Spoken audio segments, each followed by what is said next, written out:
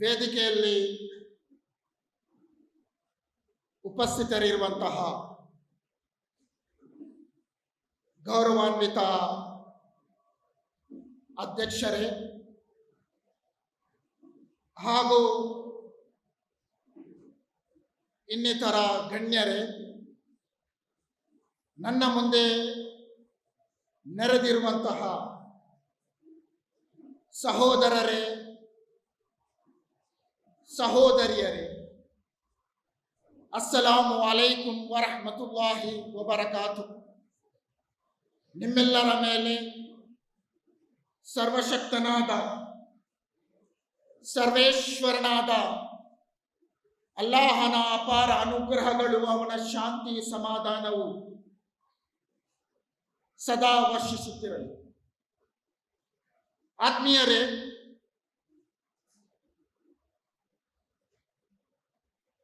ಈ ಸಂದರ್ಭದಲ್ಲಿ ಪ್ರಪ್ರಥಮವಾಗಿ ನಾನು ಇಲ್ಲಿ ಒಟ್ಟು ಸೇರಿರುವಂತಹ ಜನರನ್ನು ಅಭಿನಂದಿಸಲು ಇಚ್ಛಿಸುತ್ತೇನೆ. ಯಾಕೆಂದರೆ ಈ ದೇಶದ ಸಂವಿಧಾನದ ಮೇಲೆ ದಾಳಿಯಾದ, ಈ ದೇಶದ ಬಹುತ್ವ ಪರಂಪರೆಯ ಮೇಲೆ ದಾಳಿಯಾದಾಗ, ಈ ದೇಶದ ಸೌಹಾರ್ದ ಪರಂಪರೆಯ ಮೇಲೆ ದಾಳಿಯಾದಾಗ ಅದನ್ನು ಪ್ರಶ್ನಿಸುವಲ್ಲಿ ನೀವು ನಿಮ್ಮನ್ನು ತೊಡಗಿಸಿಕೊಂಡಿದ್ದೀರಿ. ಇತಿಹಾಸವು, ಮುಂದಿನ ತಲೆಮಾರು ಖಂಡಿತವಾಗಿಯೂ ನಿಮ್ಮನ್ನು ನೆನಪಿಸುತ್ತದೆ. ಆದ್ದರಿಂದ ಇಲ್ಲಿ ಸೇರಿರುವಂತಹ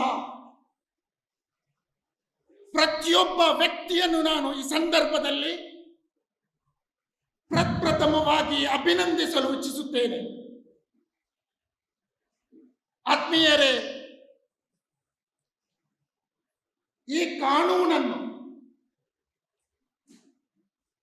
ಇದು ಡ್ರಕೋನಿಯನ್ ಲಾ, ಇದನ್ನು ಕಾನೂನು ಅಂತ ಹೇಳಲಿಕ್ಕೆ ಸಾಧ್ಯವಿಲ್ಲ. ಇದೊಂದು ಕರಾಳ ಕಾನೂನು.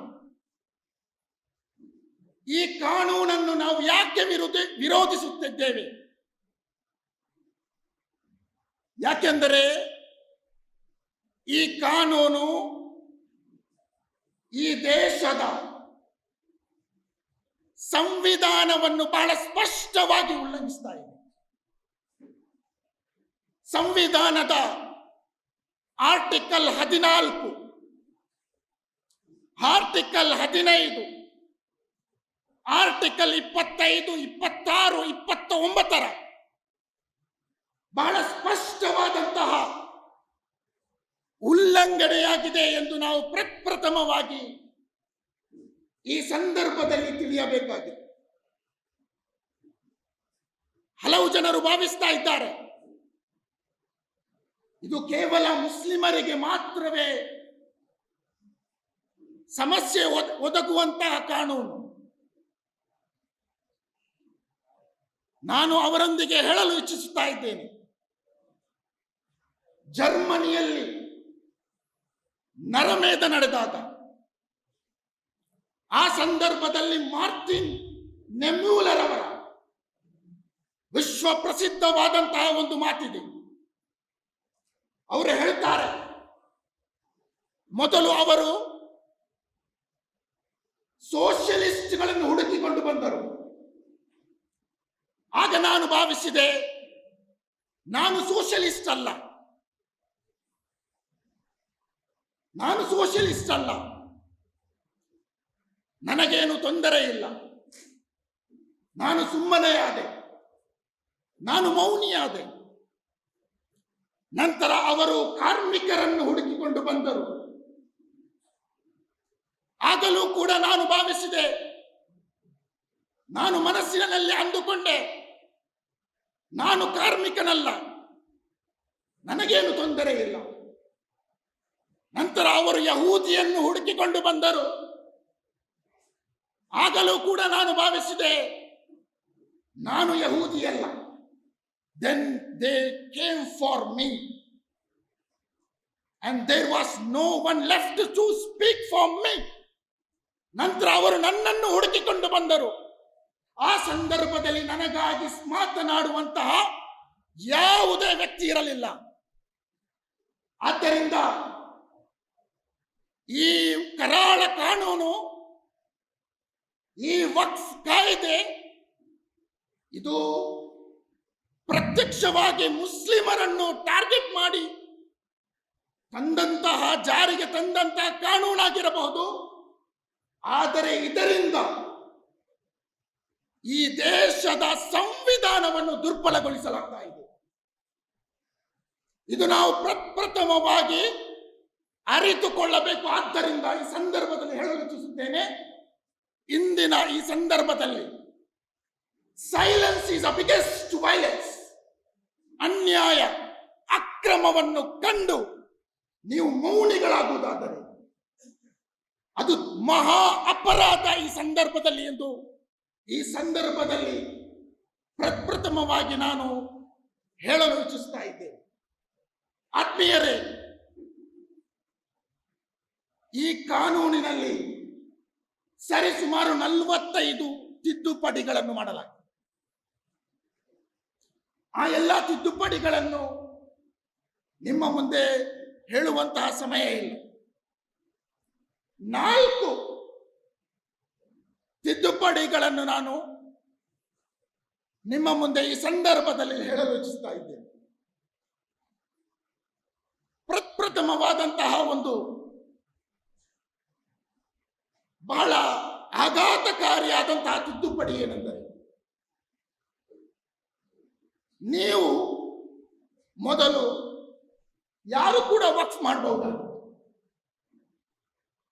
ಯಾರು ಕೂಡ ವಕ್ಫ್ ಮಾಡಬಹುದಾಗಿತ್ತು. ಮುಸ್ಲಿಮನಾಗಿರಲಿ, ಮುಸ್ಲಿಮೇತರನಾಗಿರಲಿ, ಯಾರು ಕೂಡ ವಕ್ಫ್ ಮಾಡಬಹುದಾಗಿತ್ತು. ಆದರೆ ಈ ಹೊಸ ತಿದ್ದುಪಡಿಯಲ್ಲಿ ಬಹಳ ಸ್ಪಷ್ಟವಾಗಿ ಹೇಳಲಾಗಿದೆ, ಯಾರು ಕೂಡ ವಕ್ಫ್ ಮಾಡುವಂತಿಲ್ಲ. ವಕ್ಫ್ ಮಾಡಬೇಕಾದರೆ ಕಡ್ಡಾಯವಾಗಿ 5 ವರ್ಷ ಇಸ್ಲಾಮನ್ನು ಅನುಸರಿಸುವಂತಹ ವ್ಯಕ್ತಿ ಮಾತ್ರವೇ ವಕ್ಫ್ ಮಾಡಲು ಸಾಧ್ಯ. ಅದರ ಅರ್ಥ ಎಂದರೆ, ನಾನು ಇಸ್ಲಾಮನ್ನು ಅನುಸರಿಸ್ತಾ ಇದ್ದೇನೆ, ನಾನು ಇಸ್ಲಾಮಿನ ಅನುಯಾಯಿ ಎಂದು ತೀರ್ಮಾನ ಮಾಡುವುದು ನೀವೋ ನಾವೋ ಅಲ್ಲ. ಬದಲಾಗಿ ಸರ್ಕಾರದ ಮುಂದೆ ನಾನು ಮುಸ್ಲಿಮನು ಎಂದು ಸರ್ಟಿಫಿಕೇಟ್ ತೋರಿಸಿ ನೀವು ವಕ್ಫ್ ಮಾಡಬೇಕು. ಇದು ನಮ್ಮ ಸಂವಿಧಾನವು ನಮಗೆ ಕೊಟ್ಟಂತಹ ಧಾರ್ಮಿಕ ಸ್ವಾತಂತ್ರ್ಯದ ಮೇಲೆ ನಡೆದಂತಹ ಹಲ್ಲೆ. ಇದನ್ನು ಬಹಳ ಸ್ಪಷ್ಟವಾಗಿ ನಮಗೆ ಖಂಡಿಸಲು ಸಾಧ್ಯವಾಗಬೇಕು. ಈ ಸಮಾಜದ ಮುಂದೆ ತೆರೆದಿಡಬೇಕು ನಾವು. 2ನೆಯ ಮಹಾದೊಡ್ಡ ತಿದ್ದುಪಡಿ ಏನೆಂದರೆ, ವಕ್ಫಿಗೆ ಸಾವಿರಾರು ವರ್ಷಗಳ ಇತಿಹಾಸ ಇದೆ. ನಮ್ಮ ರೆವಿನ್ಯೂ ಡಿಪಾರ್ಟ್ಮೆಂಟ್ಗೆ ಸರಿಸುಮಾರು ಹೆಚ್ಚೆಂದರೆ ಒಂದು 300 ವರ್ಷದ ಇತಿಹಾಸ ಇರಬಹುದು. ಹಿಂದೆ ಬಹಳಷ್ಟು ಜನರು ವಕ್ಫ್ ಮಾಡಿರುವುದು, ಆ ಸಂಪತ್ತು, ಆ ಸ್ವತ್ತುಗಳು, ಅದನ್ನು ಜನರು ತಲೆಮಾಂತರಗಳಿಂದ ಉಪಯೋಗಿಸ್ತಾ ಬರ್ತಾ ಇದ್ರು. ಅದಕ್ಕೆ ಯಾವುದೇ ದಾಖಲೆಗಳಿರಲಿಲ್ಲ. ಅದನ್ನು ವಕ್ಫ್ ಬೈ ಯೂಸರ್ ಅಂತ ಹೇಳೋದು. ಅಂದ್ರೆ ಹಲವಾರು ವರ್ಷಗಳ ಹಿಂದೆ ಜನರು ಅದನ್ನು ವಕ್ಫ್ ಆಸ್ತಿ ಎಂದು ಉಪಯೋಗಿಸಿಕೊಂಡು ಬರ್ತಾ ಇದ್ರು. ಅದನ್ನು ವಕ್ಫ್ ಬೈ ಯೂಸರ್ ಅಂತ ಹೇಳಲಾಗ್ತದೆ. ಹೀಗೆ ಈ ಹೊಸ ತಿದ್ದುಪಡಿಯಲ್ಲಿ ಏನು ಮಾಡಲಾಗಿದೆ ಎಂದರೆ, ಇನ್ನು ಆ ರೀತಿ ವಕ್ಫ್ ಬೈ ಯೂಸರ್ ಇರುವುದಿಲ್ಲ. ಈ ಕಾಯ್ದೆ ಜಾರಿಯಾಗಿರುವ ದಿನದಿಂದ 6 ತಿಂಗಳ ಒಳಗೆ ಈ ವಕ್ಫ್ ಬೈ ಯೂಸರ್ ಸಂಬಂಧಪಟ್ಟಂತಹ ಮುತವಲ್ಲಿಗಳು ಅದನ್ನು ರಿಜಿಸ್ಟರ್ ಮಾಡಬೇಕು, ಕಾಗದಗಳನ್ನು ಸಬ್ಮಿಟ್ ಮಾಡಬೇಕು. ಸಮಸ್ಯೆ ಏನೆಂದರೆ, ಬಹಳ ಸ್ಪಷ್ಟವಾದ ಸಮಸ್ಯೆ ಏನೆಂದರೆ, ಇಲ್ಲಿ ಕರ್ನಾಟಕದ ವಕ್ಫ್ ಬೋರ್ಡ್ನಲ್ಲಿ 26,000ದಷ್ಟು ಆಸ್ತಿಗಳಿವೆ ರಿಜಿಸ್ಟರ್. ಅದರಲ್ಲಿ 10,000 ಆಸ್ತಿಗಳು ವಕ್ಫ್ ಬೈ ಯೂಸರ್. ಒಂದು ವೇಳೆ ಇದಕ್ಕೆ ನೀವು ಕಾಗದಗಳನ್ನು ಒದಗಿಸದಿದ್ದರೆ ಆ ಎಲ್ಲ ಆಸ್ತಿಗಳು ಸರಕಾರದ ಆಸ್ತಿಗಳಾಗಿ ಬದಲಾಗ್ತದೆ. ಇದು ಅತ್ಯಂತ ದೊಡ್ಡ ಮಾಫಿಯಾ, ಇದು ಸರಕಾರಿ ಮಾಫಿಯಾ ಎಂದು ನಮಗೆ ಹೇಳಬೇಕು. ಆದ್ದರಿಂದ ಇದನ್ನು ಬಹಳ ಸ್ಪಷ್ಟವಾಗಿ ನಮಗೆ ಇದನ್ನು ವಿರೋಧಿಸುವಂತಹ ಅಗತ್ಯ ಇದೆ. ಈ ಕಾಯ್ದೆಯ ಹೆಸರು ಉಮ್ಮೀದ್. ಉಮ್ಮೀದ್ ಅಂದರೆ ಭರವಸೆ. ಉಮ್ಮೀದಿಗೆ unified Waqf management empowerment efficiency development act ಅಂತ ಹೇಳಿದ್ದಾರೆ. ದೊಡ್ಡ ದೊಡ್ಡ ಆಶಯ ಅದರಲ್ಲಿದೆ.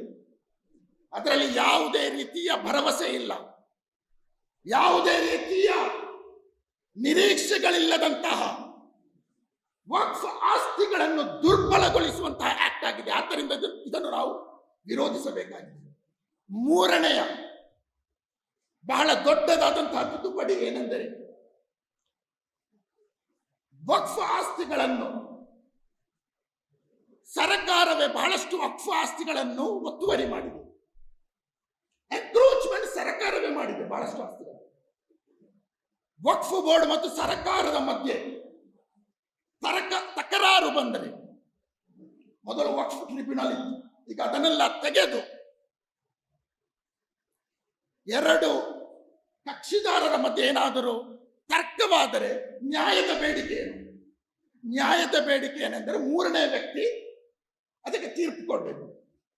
ಸರ್ಕಾರ ಮತ್ತು ವಕ್ಫ್ ಬೋರ್ಡ್ನ ಮಧ್ಯೆ ತಕರಾರಾದರೆ ಒಂದು ನ್ಯಾಯಾಲಯ ಅಥವಾ 3ನೇ ವ್ಯಕ್ತಿ ಅದಕ್ಕೆ ತೀರ್ಪು ಕೊಡಬೇಕು. ಇದು ನ್ಯಾಯದ ಬೇಡಿಕೆ.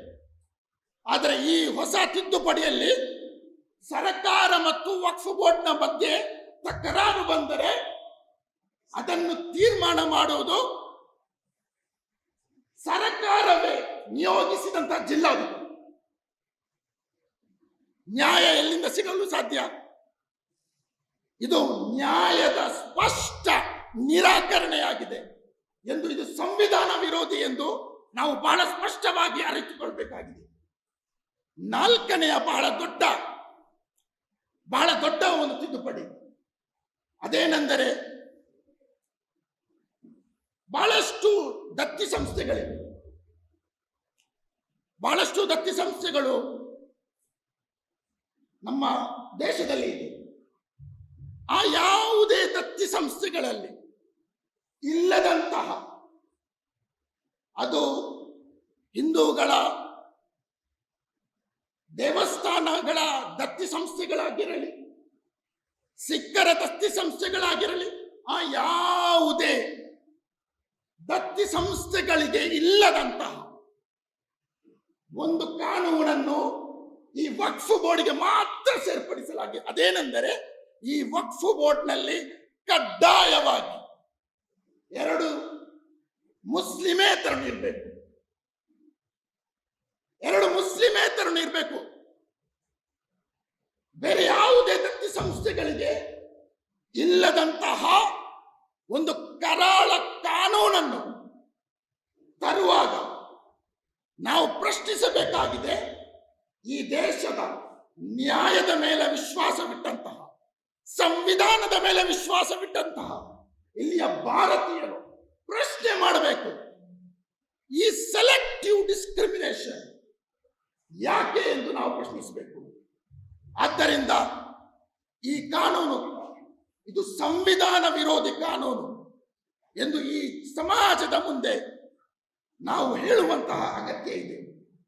जब शाह के एक इशारे पर अपनों में नियाज़ें बढ़ती हो, जब कलमे जालिम जाबिर की अजमत का कसीदा लिखती हो, जब आंखें गुर्बत मारों के हसरत का नजारा करती हो, जब हक के बात कहने पर इंसान की जबानें करती हो, उस हाल में हम दीवानों से तुम कहते हो खामोश रहो, हम अहले हरम हैं, हमसे कुफ्र गवारा कैसे हो, हम लोग अनल हक बोलेंगे, हम लोग अनल हक बोलेंगे।